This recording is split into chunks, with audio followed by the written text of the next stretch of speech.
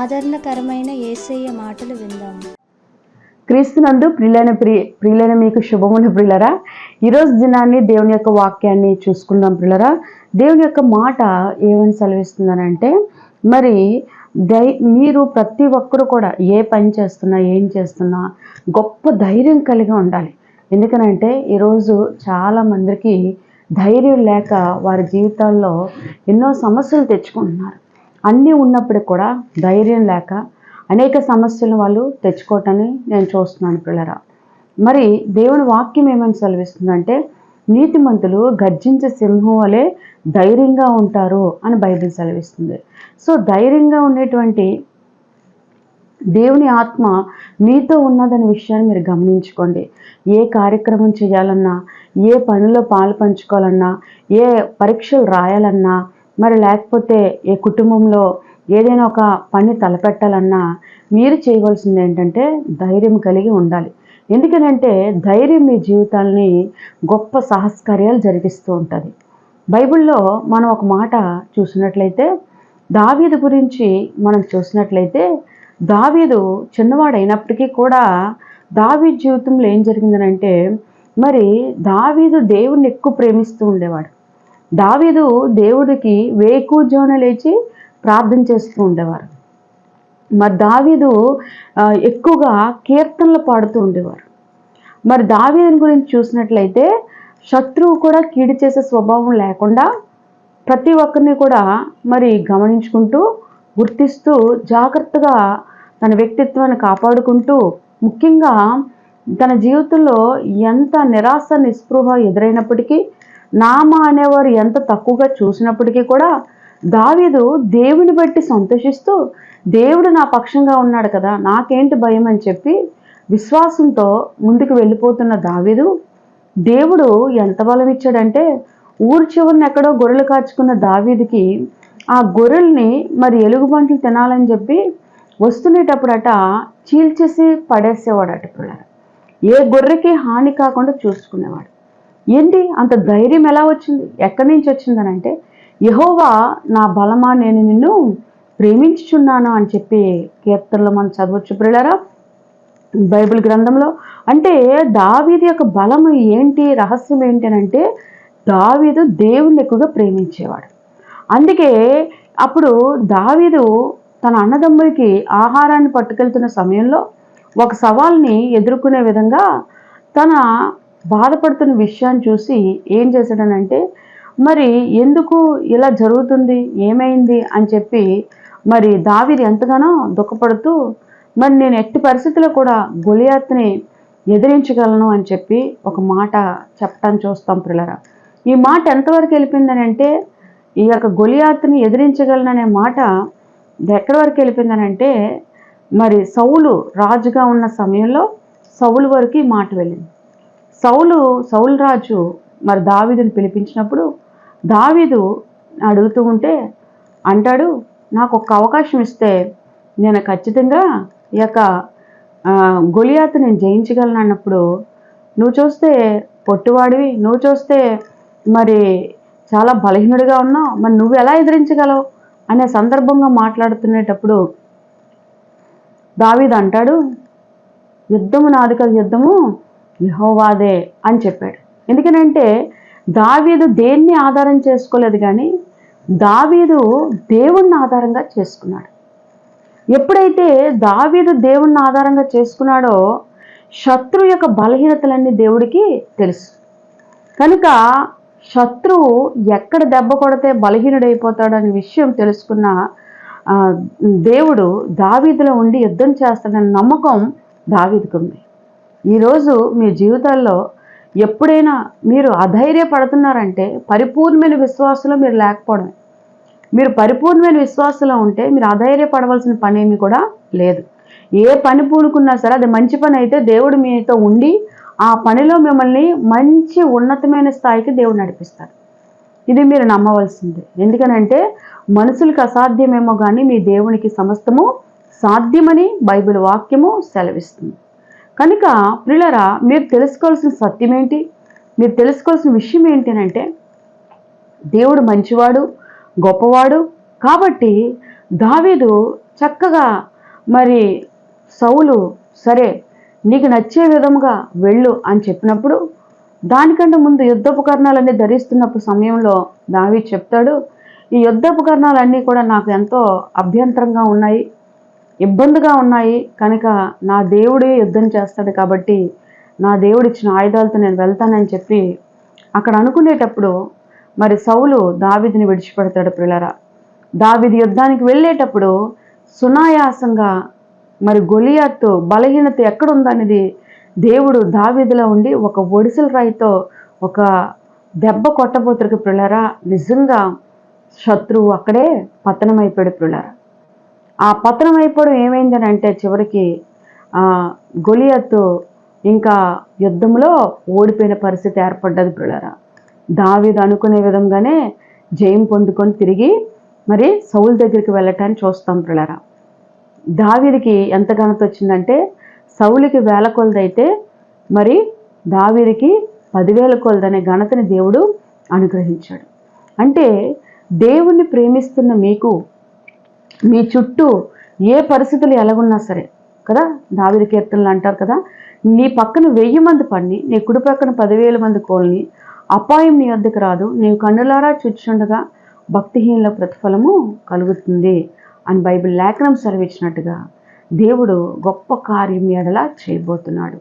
మీరేం చేయాలంటే దావీదు వలె విశ్వాసంతో ధైర్యంతో, సౌలు లాంటి ఆయనే గొలియాతుకు భయపడేవాడు, అమ్మో ఎలా ఏంటి అని చెప్పి ఎంత అనుభవంతో ఉన్నవాడు, ఎంత ఎక్స్పీరియన్స్ ఉన్నాయను, అయినా సరే మనుషులకు భయపడేవాడు. ఎవరండి? సౌలు.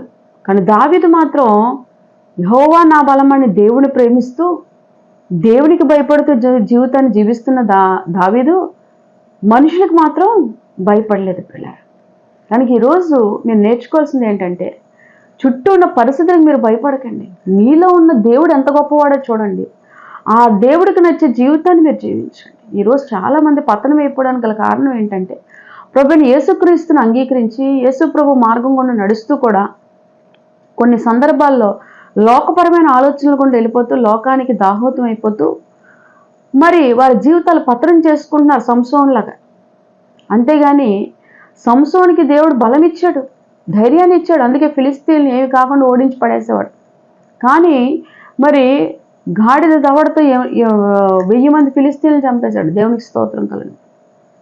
కానీ ఎక్కడ తన బలాన్ని కోల్పోయాడంటే ఆజ్ఞాతిక్రమమే పాపము. దేవుడు ఏదైతే ఆజ్ఞ జారీ చేశారో ఆ విషయాన్ని మర్చిపోయి తన లాలనా పాలనలో పడి తనకు నచ్చే విధంగా దేవుడు ఆజ్ఞ మీద పనిచేసినప్పుడు తన జీవితంలో నష్టాన్ని చూసి ఓటమిని ఎదుర్కొన్నాడు. పిల్లరా, అందుకే దేవుని వాక్యం సెలవిస్తుంది, ఎక్కడ కూడా మీరు దేవుడు చెప్పే మాటలో చిన్న విషయంలో కూడా తప్పిపోకుండా మీరు నిలబడితే మీ పక్షంగా దేవుడు వచ్చి ప్రతి విషయంలో మీకు ధైర్యాన్ని ఇచ్చి మిమ్మల్ని ముందుకి నడిపిస్తాడు. ప్రియులరా, ఎందుకు ఈ మాట చెప్తున్నానంటే ఒకానొక రోజు ఒక సహోదరి నా దగ్గరకు వచ్చారు, ఎంతో భయపడిపోతుంది. ఎందుకనంటే నాకు బ్రతుకు మీద ఇంక బ్రతకలేనేమో అనిపిస్తుందండి, నేను చనిపోతే మేలు అనిపిస్తుంది, నేను చనిపోవాలని నిర్ణయం తీసుకున్నాను అని చెప్పినప్పుడు మరి ఎంత గొప్ప విషయం అంటే మరి నేను ఒకటే ఆమెను పట్టుకొని ఏడ్చి ఒకటే అన్నాను, ఎందుకమ్మా నువ్వు చనిపోవాలి, నీ కష్టాలు ఏంటి అని అంటే, పాస్టర్ గారు నా కష్టాలు మరి చాలా భయంకరంగా ఉన్నాయి, ఫైనాన్షియల్గా నేను చాలా ఇబ్బంది పడుతున్నాను, నాకెంతో అవమానంగా ఉంది నా జీవితాన్ని తలంచుకుంటా అంటే నేను ఆమెతో కలిసి 3 రోజులు ఉపవాస ప్రార్థన చేశాను. ప్రభు, ఆ కుమార్తె ఎలాగైనా బతకాలి ప్రభు, ఆ బిడ్డకున్న సమస్యలు తీర్చండి ప్రభు, ఆమె చనిపోతుంది అంటుంది ప్రభు అని చెప్పి ఏడ్చి ప్రభు దగ్గర అడిగినప్పుడు నిజంగా ఆమె దేని బట్టి అయితే బాధపడుతుందో నిజంగా 3 రోజుల్లో దేవుడు ఒక అద్భుతం చేసి ఆమెకు మంచి జాబ్నిచ్చి చక్కగా ఉద్యోగం చేసుకుంటున్న ఆమె జీవితాన్ని దేవుడు నిలబెట్టి ఒంటరిగా ఉన్న ఆమె జీవితానికి మంచి భాగస్వామినిచ్చి మంచి బిడ్డనిచ్చి ఈరోజు దినాన్ని దేవుడు పరిస్థితులన్నింటిలో నుంచి ఆమెను విడిపించి నడిపించాడు. ప్రియులరా, కనుక మీరు దేనికి భయపడిపోకూడదు. పరిస్థితులు భయపడుతున్నా సరే మీరు చేయవలసింది ఏంటంటే ధైర్యాన్ని వహించాలి. బైబిల్లో చూసినట్లయితే ఆదికాండం 12 అధ్యాయం 4వ వచనంలో చూస్తే యెహోవా అతనితో చెప్పిన ప్రకారము అబ్రహాము ఏం చేస్తానంటే బయలుదేరినప్పుడు 75 ఏండ్లు వాడాయను. అంటే అబ్రహాం యొక్క పరిస్థితి చూస్తే వృద్ధాప్యలో ఉన్నప్పటికీ కూడా, అబ్రహాము పరిస్థితులు ఎలా ఉన్నప్పటికీ కూడా గొప్ప ధైర్యంగా ఉండేవాడు. ఎందుకనంటే అబ్రహాంతో కూడా దేవుడు మాట్లాడినప్పుడు, నీ ఊరిని విడిచిపెట్టు, నీ ప్రాంతాన్ని విడిచిపెట్టు, నేను చెప్పిన ప్రాంతానికి వెళ్ళని చెప్పినప్పుడు ఆ యొక్క అబ్రహాం భయపడలేదు అసలు. ఏం చేశాడంటే ధైర్యం తెచ్చుకున్నాడు. ధైర్యం తెచ్చుకొని దేవుడు ఎందుకు చెప్పాడని చెప్పి అక్కడికి ఆ పరిస్థితులను విడిచిపెట్టి దేవుడు మాట చెప్పిన వెంటనే బయలుదేరి ఆ ఊరికి చేరుకోవటం అనేది జరిగింది పిల్లలారా. అబ్రహాం జీవితాన్ని దేవుడు బహుగా ఆశీర్వదించాడు. ఎంతగా ఆశీర్వదించాడంటే తన జీవితం ఎన్ని కష్టాలు ఎదురైనా దేవుడికి ప్రార్థన మానలేదు చేయటం. దేవుడు లేని బిడ్డని తీసుకొచ్చి ఇచ్చినట్టుగా మంచిగా సంతానాన్ని దేవుడు అబ్రహాంకి అనుగ్రహించాడు. అన్నిటికన్నా ముఖ్యంగా కనుక పిల్లరా, ప్రతి సమస్యకి భయమే కారణం కాదు, ధైర్యం అనేది మీకు ఎంతో అవసరమే ఉంది. కనుక ధైర్యం తెచ్చుకొని దేవుడి యందు భయభక్తులు కలిగి మీరు నడవటం అనేది నేర్చుకోండి పిల్లరా. మీ సమస్యలు అనేవి ఎలాంటివైనా మిమ్మల్ని భయపెట్టే పరిస్థితి కదా. చాలామంది రాత్రులు నిద్ర రావట్లేదండి, చాలా పీడకల్లో వస్తుంది, మాకు చాలా భయం వేస్తుంది. ఎందుకు భయం వేస్తుంది అంటే వాక్యం మీలో పరిపూర్ణంగా లేకపోవటం వల్ల. వాక్యమే వెలుగే ఉంది కాబట్టి, ఆ చీకటిని పాత్రల శక్తి వాక్యానికి ఉంది కాబట్టి వాక్యాన్ని మీరు ఎక్కువగా చదవాలి. చదువుతునేటప్పుడు ఏమవుతుందంటే మీలో ఉన్నటువంటి భయాన్ని కలిగించే బలహీనతలన్నీ మీ శరీరంలోంచి, మీ హృదయంలోంచి బయటికి దేవుడు వెళ్ళగొట్టి, దేవుడు శక్తినిచ్చి దావీదుకి ఇచ్చినట్టుగా మిమ్మల్ని కలిగించే భయాల్లోంచి మిమ్మల్ని దేవుడు విడిపించి గొప్ప కార్యాలు దేవుడు మీ నుంచి చేసి ఆయన నామానికి మహిమ తెచ్చుకుంటాడు పిల్లరా. అందుకే నేను మీకు దేవుని వాక్యం ద్వారా సెలవిస్తున్నాను. ఏమనంటే ఎట్టి పరిస్థితుల్లో కూడా ఏ పరిస్థితులకి మీరు భయపడేవారిగా ఉండకూడదు. హెబ్రీ 11వ అధ్యాయం 8వ వచనాన్ని చూస్తే, అబ్రహాం పిలువబడినప్పుడు విశ్వాసమును బట్టి ఆ పిలుపునకు లోబడి తాను స్వాస్థ్యముగా పొందిన ప్రదేశమునకు బయలువెళ్ళను. ఈరోజు మీలో విశ్వాసం కూడా చాలా కొదువై ఉన్నది. ప్రతి ఒక్కరిలో విశ్వాసం ఉండాలి. ప్రభువైన యేసుక్రీస్తు యందు నమ్మికించిన మీ అందరికీ కూడా దేవుడి యందు విశ్వాసం ఉంచినట్లయితే గొప్ప కార్యాలు దేవుడు చేస్తాడు. విశ్వాసంలో సన్నగిలిపోతున్నారు చాలామంది. ఏదో మొక్కుబడి క్రైస్తవులాగా యేసు ప్రభువుని ఆచార భక్తి చేసే విధంగా చేయకూడదు. యేసు ప్రభు వారు ఎవరనంటే శక్తి కలిగిన దేవుడు. ఆది నేను అంతము నేనని తన లేఖనాన్ని సెలవిస్తున్నాయి. కనుక ఆచారంతో కూడిన భక్తి కాదు, కానీ మీలో శక్తి ఉన్న భక్తి చేసే విధంగా 3 పూట్ల దేవుడికి ప్రార్థన చేస్తూ మీరు ఏదైతే అడుగుతున్నారో దేవుడు మీకు అది దయచేస్తాడని నమ్ముతూ విశ్వాసం కలిగి ఆ దేవుడి వైపు అబ్రహాం ఎలాగైతే చూశాడో మీరు కూడా ఆ దేవుని సహాయం కొరకు ఎదురు చూస్తూ ఉండాలి. ఈ ఎదురు చూస్తున్నప్పుడు మీకు కావాల్సిన ఓర్పు, నిరీక్షణ ఎంత అవసరమో ఆ సమయంలో సొడుగుడు అనే పాపం మీ దగ్గరికి రాకుండా మీరు జాగ్రత్తగా మీ ఆత్మీయతను మీరు కాపాడుకుంటూ దేవుని కొరకు నిరీక్షించిన ఎడల మీరు రాబోయే రోజుల్లో మీరు ఏదైతే ప్రభువుని అడుగుతున్నారో అందులో మంచిది దేవుడు మీకు చేసి పెడతాడని ప్రభువైన యేసుక్రీస్తు నామములో నేను మీకు తెలియపరుస్తున్నాను పిల్లరా. అబ్రహాం జీవితంలో అలాగే దేవుడు చేసిన వాగ్దానాన్ని దేవుడు నెరవేర్చే విధంగా ఇస్తానన్న సంతానాన్ని దేవుడు ఇచ్చాడు. కాబట్టి ఈరోజు మీకు ఏదైతే దేవుడు ప్రామిస్ చేశాడో అందులో బెస్ట్ దేవుడు మీకు చేయడానికి మీతోనే ఉంటున్నాడు, సంసిద్ధంగా ఉన్నాడు. మీరు సిద్ధపడండి, విశ్వాసాన్ని కలిగి జీవించండి, ధైర్యంగా ఉండండి పిల్లరా. మరొక మాట చూసినట్టే హెబ్రీ 11వ అధ్యాయం 25వ వచనంలో చూస్తే, మోషే పెద్దవాడైనప్పుడు విశ్వాసమును బట్టి ఐగుప్తు ధనము కంటే దేవుని ప్రజలతో శ్రమను అనుభవించటం మేలని యోచించి ఫరో కుమార్తె యొక్క కుమారుని అనిపించుకొనుటకు ఒప్పుకొనలేదు. ఎలయనగా అతడు ప్రతిఫలము కలగబో బహుమానమును దృష్టించెను. అల్పకాల పాప భోగము కంటే దేవుని ప్రజలతో శ్రమను అనుభవించుట మేలనే సత్యాన్ని తెలుసుకున్నాడు కదా. ఫరో కుమారుడినని ఒప్పుకునే కన్నా ప్రజలతో శ్రమలు అనుభవించి ఉండడం మంచిది అనుకున్నాడు. ఎందుకంటే నీతి నిమిత్తం హింసింపబడేవారు ధన్యులు. ఆ ఎన్నుకునే మనస్సుని, ఆ స్వభావాన్ని దేవుడు చూడబట్టే మోషేని దేవుడు ఎన్నుకున్నాడు. ఎందుకనంటే ఆ యొక్క ఫరో నుంచి వచ్చేటువంటి ఆ ఫరోతో మాట్లాడడానికి వెళ్ళమని దేవుడు మోషేని ఎన్నుకున్నాడు. అహరోన్ని ఎన్నుకోలేదు, మిరియాముని ఎన్నుకోలేదు, కానీ ఎవరిని ఎన్నుకున్నాడండి? మోషేని దేవుడు ఎన్నుకున్నాడు. ఎందుకనంటే మంచి కొరకు నిలబడేటువంటి మోషే హృదయం ప్రభువుకి ఎంతో నచ్చింది. కనుక ఆ మోషేని దేవుడు నిలవబెట్టుకొని ఫరో ఆలోచనలన్నీ అణగగొట్టి మోషే దేవుడు గొప్ప దేవుడు అని తెలుసుకున్నట్టుగా ఇశ్రాయేల్ మధ్యలో అనేక అద్భుతాలు దేవుడు చేస్తూ వచ్చాడు పిల్లలు. మీ జీవితాల్లో కూడా దేవుడు మీ కుటుంబాకుల మధ్యలోని, మీ బంధువుల మధ్యలోని, మీ ఇరుగు పొరుగు వారి మధ్యలోని, మీరు ఏదైతే సవాల్ మీ ముందో సవాళ్ళన్నీ ఎదుర్కొనే విషయంలో కూడా దేవుడు మహా అద్భుతమైన కార్యాలు దేవుడు చేస్తాడు. మీరు చేయవలసింది ఏంటంటే ధైర్యం తెచ్చి శ్రమలో కూడా నిలబడడం నేర్చుకోండి. శ్రమలు రావని చెప్పను, వచ్చిన శ్రమలు పోతాయని ఖచ్చితంగా చెప్పగలను. ఎందుకనంటే అవేవి మనల్ని ఉండలేవు. సముద్రంలో కెరటాలు వచ్చి ఎలా పోతూ ఉంటాయో జీవితంలో కష్టాలన్నీ కూడా అలా వచ్చి పోతూనే ఉంటాయి, కానీ సముద్రం కూడా కదలదంట. అలాగా మీరు కూడా మీ జీవితాన్ని కదుపుకో అవసరం లేదు, చనిపో అవసరం లేదు, ఇంకా నా బతుకు అయిపోయిందని నిరాశ నిస్పృహతో అవసరం లేదు. ఎందుకనంటే ఆ కష్టం మీతో ఎల్లకాలము ఉండదు. ఎంత స్పీడ్గా వచ్చిందో అంత స్పీడ్గా నా బాధ మీ నుంచి వెళ్ళిపోతుంది. అలా శరీర అనారోగ్యమా, అప్పుల సమస్యల, ఒంటరితనమా, ఇంకా ఏదో తెలియని మనోదుఖమా, అన్నావలే గర్భఫలం లేదని వేదన దుఃఖం మిమ్మల్ని నలిగిస్తుందా, బాధిస్తుందా? దేవుని వాక్యం సెలవిస్తుంది, నా ప్రియ కుమార్తె కుమారులు, మీకు ఏ అవసరత వచ్చినా ప్రభువైన యేసుక్రీస్తు యందు విశ్వాసం ఉంచి శ్రమ యందు ఓర్పు కలిగి ఉండండి. తగిన సమయంలో దేవుడు మీ కార్యాలు చేసి పెడతాడు. మరొక మాట చూసినట్లయితే ఆదికాండం 39:12 కూడా చూసినట్లయితే అక్కడ కూడా ఏమని ఉంటుందంటే, అప్పుడు ఆమె అతని వస్త్రమును పట్టుకొని అతని శయనించమని చెప్పగా అతడు తన వస్త్రం ఆమె చేతిలో నుండి విడిచిపెట్టి తప్పించుకొని బయటికి పారిపోయిను అని బైబిల్ సెలవిస్తుంది. అంటే చూడండి, ఈ యొక్క ధైర్యం లేనప్పుడు కొంతమంది పాపానికి బానిసైపోతారు, పాపంలో పడిపోతూ ఉంటారు. కానీ ఇక్కడ శోధింపబడుతున్నటువంటి యోసేపు జీవితంలో అతను ఏం చేశాడని అంటే పారిపోయాడు అక్కడి నుంచి. అంటే పాపాన్ని జయించే ధైర్యం కూడా మీకు ఉండాలి. పాపానికి లొంగి లోబడిపోకూడదు, కానీ పాపాన్ని ఎదుర్కొనే ధైర్యము మీకు ఉండును గాక. అప్పుడే మీ యుద్ధాల్లో మీకు జయము ఖచ్చితంగా దేవుడు ఇస్తాడు.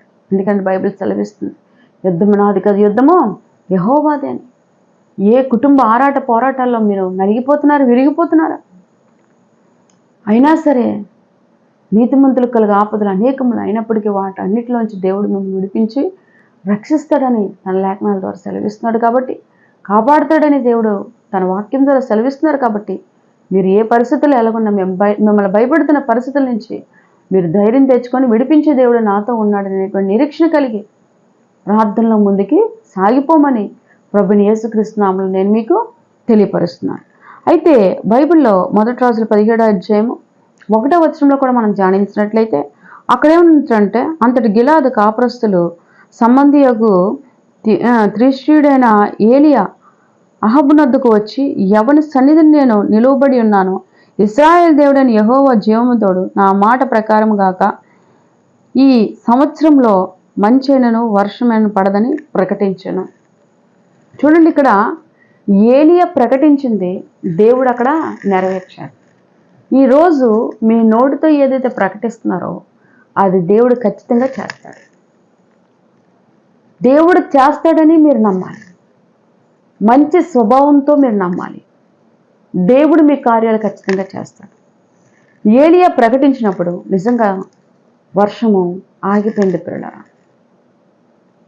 కనుక మళ్ళీ అదే ఏలియా ప్రార్థించినప్పుడు వర్షం పడ్డది. అంటే మీ ప్రార్థనలో శక్తి ఉంటుంది, మీ మాటల్లో శక్తి ఉంటుంది. ఎందుకనంటే మీరు ప్రేమిస్తుంది ఎవరు అంటే జీవం కలిగిన దేవుడు. మీరు ప్రేమిస్తున్న దేవుడు మీలో ఉండబట్టి మీ కార్యాలన్నీ దేవుడు నెరవేరుస్తూ వస్తాడు. మీరు చేయవలసింది ఏంటంటే ఆయన యందు పరిపూర్ణమైనటువంటి నమ్మిక మాత్రం ఉంచి మీరు ప్రకటించే ప్రకటన ఏదైనా సరే, మీరు చెప్పే మాట ఏదైనా సరే జరుగుతుంది. వెలుగు కలుగునుగాక అనుభూతికి ఆదికాండంలో చూస్తే వెలుగు కలిగెను కదా, బైబిల్ వాక్యం సెలవిస్తుంది. కనుక మీరు ఏదైతే నోటితో చెప్తారో ఆ కార్యాలు దేవుడు చేస్తాడు. కనుక మీ నోటితో మంచి చెప్పండి, మంచి జరగాలని కోరుకోండి. నా జీవితం ఎప్పుడు ఇంతే, నా బ్రతుకు ఇంతే అనుకోకండి. దేవుడు నా జీవితంలో కూడా గొప్ప కార్యాలు చేస్తాడు, నేను ఎదురు చూస్తున్నాను. దేవుడు నాకు సంతోషాన్ని ఇస్తాడు, దేవుడు నా అప్పులు తీరుస్తాడు, దేవుడు నా బిడ్డలకు మంచి వివాహాలు చేస్తాడు, దేవుడు మరి నా బిడ్డలు ఉన్నతమైన స్థాయిలో చదివిస్తాడు, దేవుడు నా బిడ్డలకి మంచి ఉద్యోగాలు ఇస్తాడు, నా భర్త మారుతాడు, నా భార్య గర్భఫలం తెరవబడుతుంది, నా దేవుడు నా పక్షంగా అద్భుతం చేస్తాడు అనే విశ్వాసపు మాటలు మీరు పలకాలి. మీ ఉద్యోగాలైనా మీ వ్యాపారాలను ఏదైతే మీరు మంచిగా ఉండాలని మీరు ఆశపడుతున్నారో ఆ మాటలన్నీ మీరు ప్రకటించండి. దేవుడు మీ పట్ల అద్భుతమైన కార్యాలు చేస్తాడు పిల్లరా. కనుక ధైర్యంగా ఉండండి. మీరందరినీ జ్ఞాపకం చేసుకుని బైబిల్లో ఉన్న వారిని ధైర్యం తెచ్చుకుని ముందుకెళ్ళండి. మీ కొరకు ప్రత్యేకమైన ప్రార్థన చేస్తాను పిల్లలు. ఎక్కడ ఉన్న వాళ్ళు అక్కడ తలలు వంచినట్లయితే ప్రార్థన చేస్తాను. మహోన్నతుడా నీకు వందనాలు ప్రభువా. నీ ప్రియ బిడ్డలందరినీ కూడా జ్ఞాపకం చేసుకోండి, దీవించి ఆశీర్వదించండి. వాళ్ళ అవసరాలన్నీ మీరు తీర్చండి ప్రభు. నీ కృపా కనికరాలు వాళ్ళ మీద ఉంచి నీ చిత్తం పరిపూర్ణమైనట్లుగా మీరు వారిని ఆశీర్వదించమని, ధైర్యాన్ని ఇవ్వమని, అనుకునే పనులన్నింటిలో జయము దయచేయమని, ఆ విధంగా ప్రభువా ప్రతి విషయంలో కూడా ఎవరు ఏ విషయాన్ని బట్టి నలిగిపోతున్నారో ఉపవాస దినాల్లో వారికున్న ఆ సమస్యల నుంచి విడిపించి ఆ ఉపవాసాన్ని గొప్ప ప్రతిఫలము దయచేసి వాళ్ళకి మనోధైర్యాన్ని ఇచ్చి ప్రభా వాళ్ళు అనుకునే కార్యాల్లో జయాన్ని ఇవ్వబోతున్న విశ్వాసాన్ని వాళ్ళు కలిగించి వారికి గొప్ప జయ జీవితాన్ని దయచేయమని, గొప్ప ధైర్యంతో నా దేవుడు నాకు జయమిస్తాడని ధైర్యాన్ని వాళ్ళు కలిగించి ఆ ధైర్యంతో వాళ్ళు నమ్మికించి నేను స్తుతిస్తూ ఉండగా తండ్రి ఆ కార్యాలని జయప్రదం చేసి వాళ్ళని నాయన ఉన్నతమైన స్థాయిలో ఉంచుకోమని, యేసుక్రీస్తు నామంలో నీ సాక్షులుగా నిలబెట్టుకోమని యేసయ్య నామంలో అడుగుచున్నాము తండ్రి, ఆమెన్. ప్రియులారా, మరి ఇలాగే నిత్యమే కార్యక్రమాలు చూస్తూ ప్రభులు ఆనందించండి. కానీ ఈ కార్యక్రమానికి మీ సహాయ సహకారం కావాలి. దేవుడు మిమ్మల్ని ప్రేరేపించిన కొద్ది స్క్రీన్ మీద వస్తున్న మా ఫోన్ నెంబర్కి మీరు ఫోన్పే చేయొచ్చు. ఇంకా వివరాలు కావాలి అని అనుకుంటే మా యొక్క నెంబర్కి సంప్రదించండి. మీ సహాయ సహకారాన్ని ఈ కార్యక్రమాన్ని ప్రోత్సహించి ముందుకు వెళ్ళడానికి అందించమని ప్రభువైన యేసుక్రీస్తు నామములో నేను మీకు తెలియపరుస్తున్నాను. రోజు మా కార్యక్రమాలు చూడాలని ఆశపడుతున్నారా? మీకు నచ్చిన సమయంలో మీరు చూడొచ్చు. మీరేం చేయాలంటే సంధ్యారాణి పెద్దిరెడ్డిలో లేదు అనుకుంటే జీసస్ కింగ్డమ్ చర్చ్ అనే ఛానల్ చూసినట్లయితే మా యొక్క డీటెయిల్స్ దాని మీద వస్తాయి. కాబట్టి చక్కగా రోజు ఆధ్యాత్మికంగా మంచి మంచి వాక్యాలు వింటూ ప్రభు దీవెనలు పొందుకొని మీరు బలపడి రాకడికి సిద్ధపడమని యేసు ప్రభు నామములో నేను మీకు తెలియపరుస్తున్నాను. ఎల్లవేళలా దేవుడు మిమ్మల్ని దీవించి ఆశీర్వదించును గాక. ఒక అద్భుతమైన సాక్ష్యం విందాం. Praise lord. దేవుని నామానికి స్తోత్రం కలుగును గాక. పాస్టర్ గారు సంధ్యారాణి గారికి నాకు హృదయపూర్వక వందనాలు. మరి ఈ యొక్క సాక్ష్యం ఏమిటంటే, మరి నేను ఒక 2.5 years 3 years దగ్గర నుంచి మేము పాస్టర్ గారితో పరిచయం కలిగి ఉన్నాము. అయితే అప్పట్లో మరి నాకు కొంచెం ఒక చిన్న ప్రాబ్లం ఒకటి వచ్చింది. ఆ ప్రాబ్లం వలన నేను చాలా డిప్రెషన్లోకి వెళ్ళిపోయిన స్థితిలోకి వచ్చాను. అయితే ఆ టైంలో మరి మా బ్రదర్ వాళ్ళ వైఫ్ తను ఆ చర్చికి వెళ్ళేది. తను చెప్పింది, ఇలా పాస్టర్ గారితో ప్రార్థన చేయించి ప్రార్థన పెట్టించుకుంటే బాగుంటుంది అని చెప్పింది అనమాట. ఆ అమ్మాయి చెప్పిన ప్రకారంగా పాస్టర్ గారిని కలవడం, ఇంటికి పిలిచి ప్రార్థన పెట్టించడం చేశాము. అప్పుడు తర్వాత నుంచి నేను కొంచెం బెటర్గా అయ్యాను. తర్వాత పిల్లలు కూడా మంచిగా చదవడానికి మంచి దేవుని కృప చేశారు. అది కాకుండా మరి మేము పిల్లల్ని ఏ విధంగా చదివించాలి ఏంటి అనేది ఆలోచన చేసుకునేటప్పుడు పాస్టర్ గారితో మాట్లాడినప్పుడు పాస్టర్ గారు చెప్పిన రీతిగా మరి పెద్ద అమ్మాయిని అయితే ఇప్పుడు BSc నర్సింగ్ చదివిస్తున్నాం. మరి చిన్న అమ్మాయి ఏమో ఎయిర్ హోస్టర్గా ట్రైనింగ్ అవుతూ ఉంది.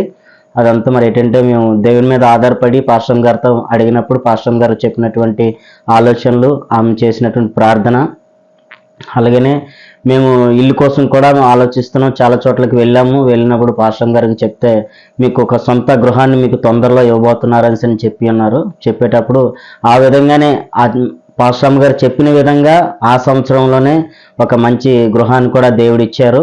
ఆ గృహం కూడా మరి రేపు మొన్న January 13 కూడా ఓపెనింగ్ చేయడానికి దేవుడు ఎంతో కృప చేశారు. అలాగనే మరి ఇల్లు ఒకటే కాదు కానీ దానికి సంబంధించి కారు కూడా దేవుడు నాకు ఇచ్చారు. ఆయనకి దేవునికి వందనాలు. ఇంకా ముందుకి ఇంకను దేవుడు మంచిగా నన్ను ఆశీర్వదిస్తారని కూడా పాస్టర్ గారు చెప్పారు. మా కొరకు దినదినము ప్రార్థన చేస్తూ ఉన్నారు. అలాగనే మరి మొన్న నా వైఫ్ కూడా మరి దుబాయ్ నుంచి వచ్చి మరలా వెళ్ళిపోయేటప్పుడు వెళ్ళిన ఒక 3-4 రోజుల తర్వాత చాలా సిక్ అయిపోయారు. ఆ సిక్ అయిపోయిన తర్వాత వెంటనే పాస్టర్ గారి దగ్గరికి వచ్చి పాస్టర్ గారిని ఇంటికి తీసుకెళ్లి ప్రార్థన చేయించి డైరెక్ట్ ఫోన్లోను ప్రార్థన చేశారు. ప్రార్థన చేసిన మరుసటి రోజు నుంచి తను ఎంతో మంచిగా ఆరోగ్యంగా ఉండడం జరిగింది. అదంతా దేవుని కృప. పాస్టర్ గారు మా కొరకు నిత్యము ప్రార్థిస్తున్నటువంటి పాస్టర్ గారికి కూడా మా హృదయపూర్వక వందనాలు తెలియజేస్తూ ఉన్నాను. అలాగనే ఇంకను పిల్లల విషయంలో, నా విషయంలో, మరి నా భార్య విషయంలో ఇంకను పాస్టర్ గారు మంచిగా ప్రార్థన చేస్తూ ఉన్నారు. అది కాకుండాను మరి ఇప్పుడు నేను కూడా నా వైఫ్ అయితే సంపాదిస్తూ ఉన్నది అక్కడ, కానీ నేను ఇక్కడ ఖాళీగా ఉంటున్నానని అనేక మంది అనేక విధాలుగా మాట్లాడేవారు. మాట్లాడుతూ ఉంటే నేను పాస్టర్ గారికి ఆ విషయం చెప్పాను. చెప్పేటప్పుడు పాస్టర్ గారు అన్నారు, మీరు తొందరలో ఒక మంచి బిజినెస్ చేస్తారండి అని చెప్పారు. అలాగనే ఈ యొక్క ఆరిలావు ప్రదేశంలోనే ఐస్ క్రీమ్ పార్లర్ పెట్టి రన్ చేయడానికి దేవుడు ఎంతో కృప చేశాడు. అందులో కూడా దేవుడు మమ్మల్ని మంచిగా ఆశీర్వదిస్తూ ఉన్నారు. దీనికి అంతటికీ ఏంటంటే పాస్టర్ గారు మా కుటుంబం పట్ల బాధ్యత కలిగి మా కొరకు ఎంతగానో ప్రార్థన చేస్తూ మమ్మల్ని బలపరుస్తూ నడిపిస్తున్నందుకు హృదయపూర్వక వందనాలు తెలియజేసుకుంటూ ఈ చిన్న సాక్ష్యం దేవుడు దీవించిన గాక. మీరందరూ కూడా కింగ్డమ్ చర్చికి రండి, పాస్టర్ గారితో ప్రార్థన చేయించుకోండి, దీవెన ఆశీర్వాదాలు పొందండి, ఇంకనూ దేవునిలో బలం పొందండి. ఆమేన్.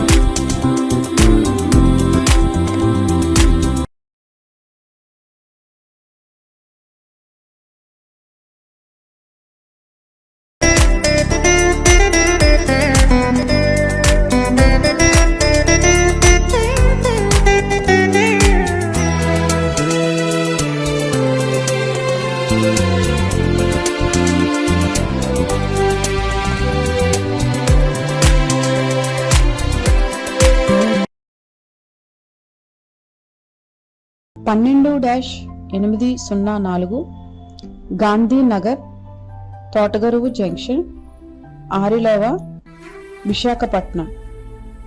Pin code number 530040. మా ఫోన్ నంబర్ 8374100480.